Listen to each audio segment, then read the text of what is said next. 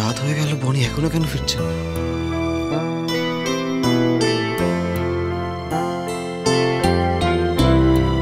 ফোনটা কেন ধরছেন না?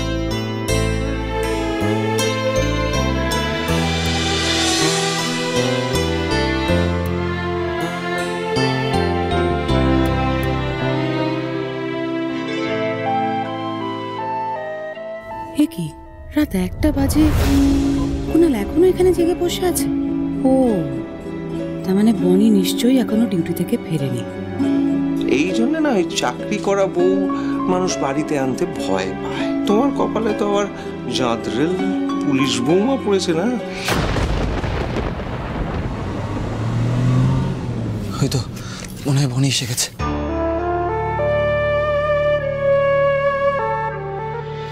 এসে গেছেন বনি? দিন, আমাকে দিন। আপনি গিয়ে ফ্রেশ হয়ে নিন, আমি আপনার খাবারটা গরম করে রাখছি। কিন্তু আমি যে আপনাকে বললাম ঘুমিয়ে পড়তে, আমার একটু কাজে লেট হবে, আপনি যদি ডিনার করে ঘুমিয়ে পড়েন।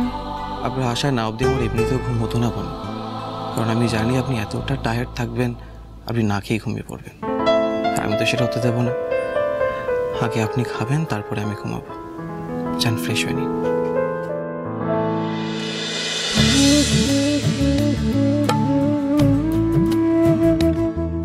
আমি সত্যি খুব লাকি কুনাল বাবু যে আমি আপনার মতো একজন হাজবেন্ড পেয়েছি।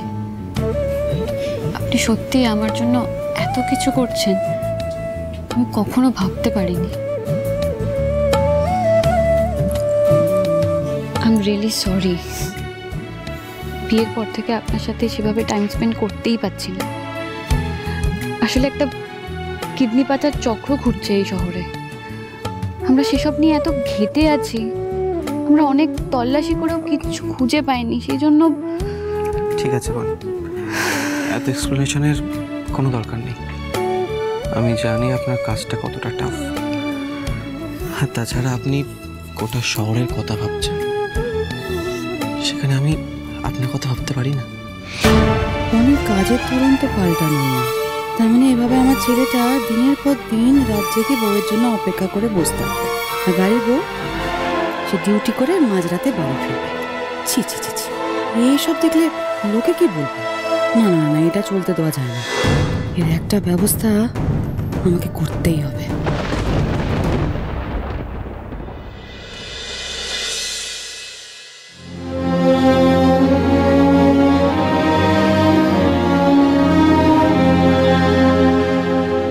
পজিটিভ, এটাই তো পজিটিভ রেজাল্ট দেখাচ্ছে। এবার কি করবো আমি? কাউকে তো বলতেও পারবো না এই কথা।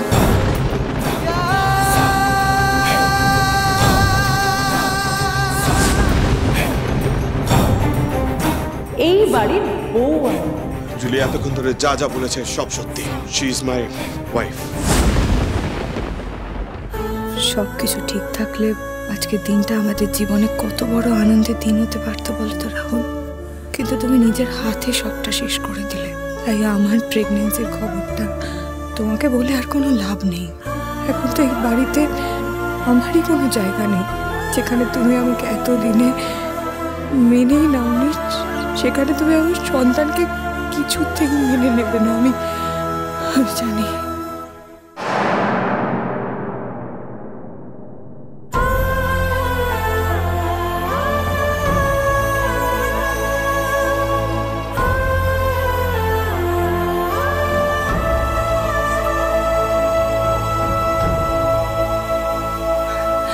চলো ডার্লিং, দেখো আমি রেডি হয়ে গেছি। অলরেডি আমরা অনেক লেট হয়ে গেছি। চলো, তোমাকে তো অফিসেও যেতে হবে, তাই না?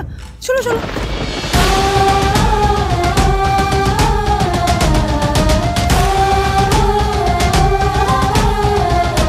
আমি না চাইতেও তোমাকে অনেক কষ্ট দিয়ে ফেলেছি দিদি, কিন্তু আমারও হাত পা বাঁধা। এই মুহূর্তে জুলির কথা মতো না চললে যে সত্যিটা আমি আড়াল করার চেষ্টা করছি সেটা জুলি সবার সামনে নিয়ে চলে আসবে। আমাদের পরিবারের মান সম্মান সব ধুলোয় মিশে যাবে। সেটা আমি কিছুতেই হতে দিতে পারি না।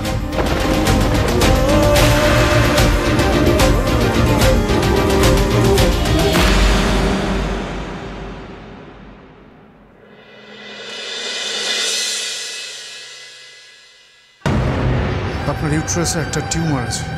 আর তার পজিশনটা এমনভাবে রয়েছে যে অপারেট করলে আপনি কোনোদিনও মা হতে পারবেন না। ডক্টরের সাথে একবার কনসাল্ট করে নিন, যদি কোনো বেটার ওপিনিয়ন পাওয়া যায়। বৌদি, বলছি যে দাদাভাই বললো মিস্টার বানসাল হাফ অ্যান আওয়ারে ঢুকে যাচ্ছে আর দাদাভাই অন দ্য ওয়ে আছে, কিছুক্ষণে ঢুকে যাবে। ততক্ষণ আমরা প্রেজেন্টেশনের স্লাইডগুলো একটু দেখে নিই। দেখে নিও। কিন্তু শায়না, বলছিলাম আজকে না তোমায় আরেকটা বড় দায়িত্ব সামলাতে হবে। কি দায়িত্ব? দেখো, আমি সব কিছু রেডি করে রেখেছি, ঠিক আছে? ডিজাইনস বলে একটা ফোল্ডার পাবে, সেখানে পর পর প্রত্যেকটা ডিজাইন করা আছে। তোমার কোনো অসুবিধা হবে না, তুমি খুব সুন্দরভাবে সব কিছু খুঁজে পেয়ে যাবে। তোমাকে শুধু একটাই কাজ করতে হবে, কনফিডেন্টলি ঠান্ডা মাথায় গুছিয়ে মিস্টার বানসালের সামনে প্রেজেন্টেশনটা একটু প্রেজেন্ট করতে হবে। মানে আমি একা কি করে করবো? একা কেন করবে? তুমি আছো, এই তো কিয়ারা আছে, তোমরা দুজনে মিলে করবে। কেন মিটিংয়ে তুমি থাকবে না? আমার একটা খুব ইম্পর্টেন্ট কাজ আছে কিয়ারা, আমাকে না বেরোতেই হবে। ইম্পর্টেন্ট কাজ এখন? দাদাভাইকে কি বলবো আমরা? দেখো, দাদাভাই কিন্তু এক্সপেক্ট করে আছে যে প্রেজেন্টেশনের সময় তুমি থাকবে। আমি জানি আমি ওনাকে পরে কিছু একটা পরে বুঝিয়ে বলবো। তোমরা প্লিজ এইবারটা একটু সামলে নাও। আর কিয়ারা, তুমি এত টেনশন করছো কেন? তুমি তো এর আগে এরকম কাজ করেছো, কত ভালোভাবে সামলেছো বলো তো। তুমি ঠিক পারবে, তোমরা পারবে। আর আমি শিওর, আমি যেভাবে ডিজাইনসগুলো রেডি করেছি মিস্টার বানসালের ডেফিনেটলি পছন্দ হবে। প্লিজ করে দাও, প্লিজ না বলো না। ওকে, সামলে নেবো আমরা সবটা। একটা কথা রাখবে প্লিজ? বলো। তুমি কিন্তু তাড়াতাড়ি ফিরে এসো, কেমন? ডেফিনেটলি আমি তাড়াতাড়ি চলে আসবো। এদিকটা সামনে না তাহলে? ওকে শায়না, কেমন?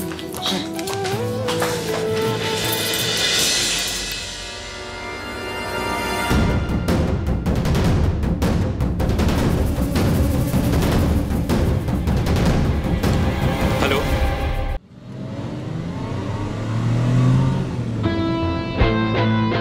কি রে দাদা, তুই চিন্তা কেন করছিস বল? দেখ, খুড়ি যখন ডিজাইনের দায়িত্ব নিয়েছে তাহলে দেখবি মিস্টার বানসালের খুব ভালো লাগবে।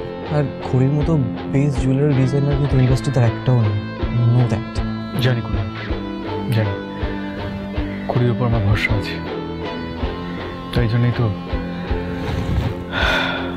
আমি জানি যে খুড়ি সবটা সামলে নেবেন। হ্যাঁ বলুন। হ্যাঁ পৌঁছে গেছে।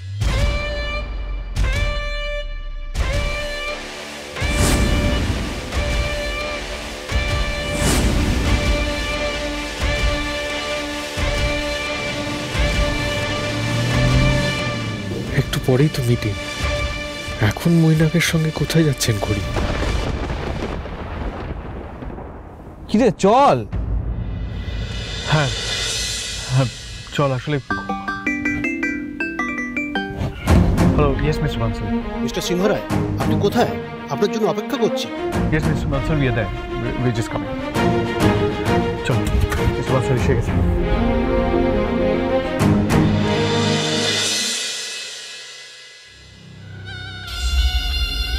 জাস্ট সেকেন্ড ওয়েট করুন, আমি জেনে আসছি। ডক্টর রেশমি চ্যাটার্জি এসেছেন? না, উনি আসছে। আপনি এখানেই একটু ওয়েট করুন, ডক্টর রেশমি চ্যাটার্জি এলেই আপনাকে ডেকে নেওয়া হবে, তারপর চেক আপটা করিয়ে নেবেন। আর আমার ওদিকে কিছু পেশেন্টস আছে, আমি একবার দেখে আসি তাহলে। থ্যাংক ইউ মৈনাক, তুমি নিজে উদ্যোগ নিয়ে এত কিছু করছো। Part of my duty. তাছাড়া আপনি তো আমার বৌদি, আমি চাই আপনি দাদা ভাই সবসময় ভালো থাকুন, খুশি থাকুন। Thank you. ইটস ওকে, আমি তাহলে একবার পেশেন্ট চেক করে আসি, তারপর আপনি চেক আপটা করিয়ে নেবেন। ওকে, বাই।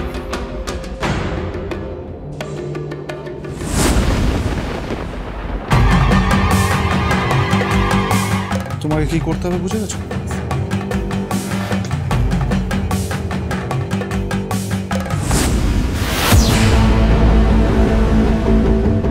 ম্যাডাম, আপনি খড়ি সিংহ রায়? হ্যাঁ, ডক্টর চ্যাটার্জি এবার আপনাকে দেখুন, ভিতরে আসুন।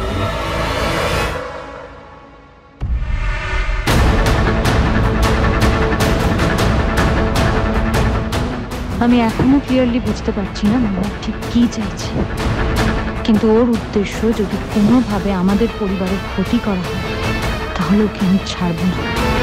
আমি সবার সামনে ওর মুখোশ ঠিক করে দেব, কিন্তু তার জন্য সবার আগে আমাকে আমাকে প্রমাণ জোগাড় করতে হবে।